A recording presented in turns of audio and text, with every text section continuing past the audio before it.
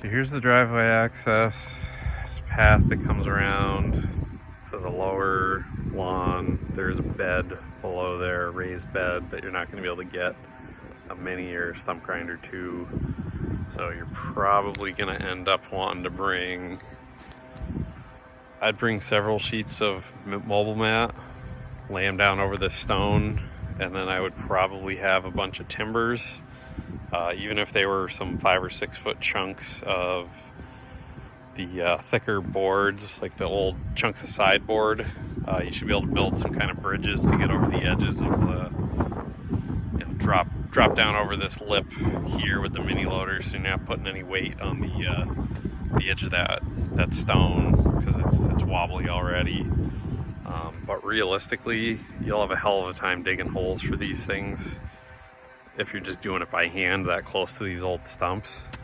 So what I'd probably do, where this wall is really only like 10-12 inches high, is maybe bring the stump grinder and just have some timbers, some 6x6s, and I would just build a ramp, just build a set of steps to walk up, so you can get the wheels of the stump grinder up.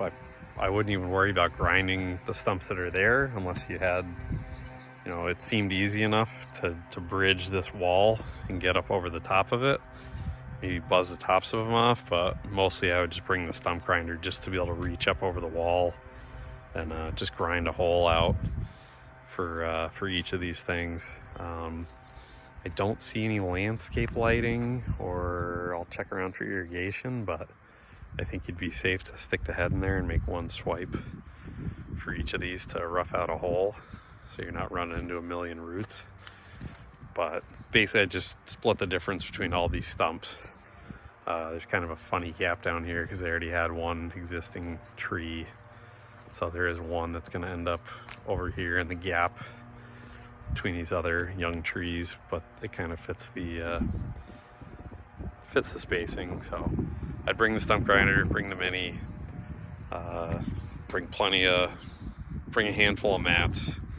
These stones are all sort of loose, so if you're turning a wheel on them or turning a track, chances are pretty good you're going to flip something up. So bring some plywood, bring some mats, bring some cribbing, some timbers.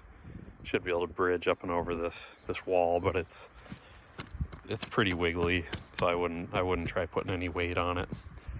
But if you can build up and over it with mats and timbers, should be fine to get to the edge and just rough out a few holes.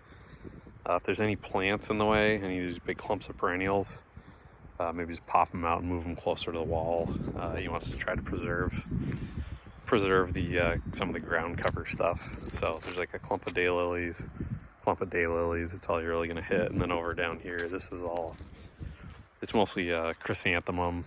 It's just perennial mums, so you're not going to hurt any of that stuff. But this one you might have to dig by hand. I don't know that you're getting close to it with anything, but the rest of them, at least 4 of them, you should be able to wiggle the stump grinder in and grind some holes out, as opposed to fighting the roots of everything. So that's it.